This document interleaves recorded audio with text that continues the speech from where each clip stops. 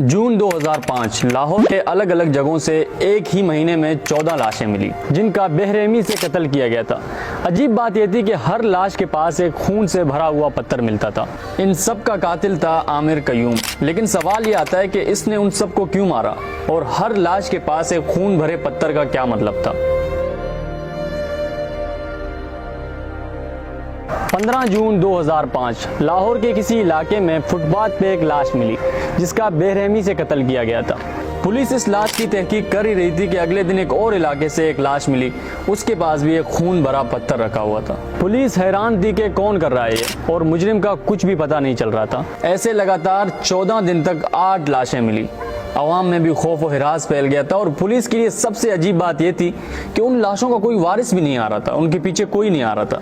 Police ने मुजरिम से ज्यादा फोकस उन लाशों के वारसों को ढूंढने में किया ताकि पता तो चले कि इनको मारा क्यों गया है। बहुत ज्यादा ढूंढने के बाद पुलिस को इससे 2 लाशों के वारिस मिल गए और फिर पता चलता है कि जिनको उसने मारा था वो सब लावारिस, मांगने वाले या फिर नशाई थे जिनका कोई घर बार नहीं था, जो फुटपाथ पे सोते थे।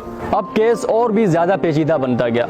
इन फुटपाथ पे सोने वालों से किसी को क्या दुश्मनी हो सकती है, कोई इनको इतनी बेरहमी से क्यों मारेगा। 20 दिन गुजर गए लेकिन वो कातिल रुकने का नाम ही नहीं ले रहा था। 4 और लोगों को इसी बीच इसने कत्ल किया। अब टोटल 12 कत्ल किए थे उसने। मांगने वालों ने और नशइयों ने फुटपाथ पर सोना छोड़ दिया। हर कोई डरा हुआ था और अब बात मीडिया तक भी पहुंच गई थी। उस टाइम हर न्यूज चैनल पर बस इसी कातिल के बारे में बात हो रहा था और हर कोई टेंशन में था कि पता नहीं अगला नंबर किसका होगा। 10 जुलाई की रात जब आमिर कयूम एक और बंदे को मार रहा था तो एक सिक्योरिटी गार्ड ने देख लिया था उसको। सिक्योरिटी गार्ड ने शोर मचाया और आमिर को पकड़ने के लिए उसके पीछे भागा। शोर सुनकर गली से एक और बंदा भी बाहर निकला। वो दोनों ने कोशिश किया आमिर को पकड़ने के लिए, लेकिन वो आमिर को पकड़ ना सके। आमिर वहां से भाग गया और जिस बंदे को वो मार रहा था वो बंदा भी बच ना सका। टोटल 13 कत्ल करने के बाद भी लोगों को उसके बारे में कुछ भी नहीं पता था। आखिर है कौन ये और क्यों कर रहा है ये सब।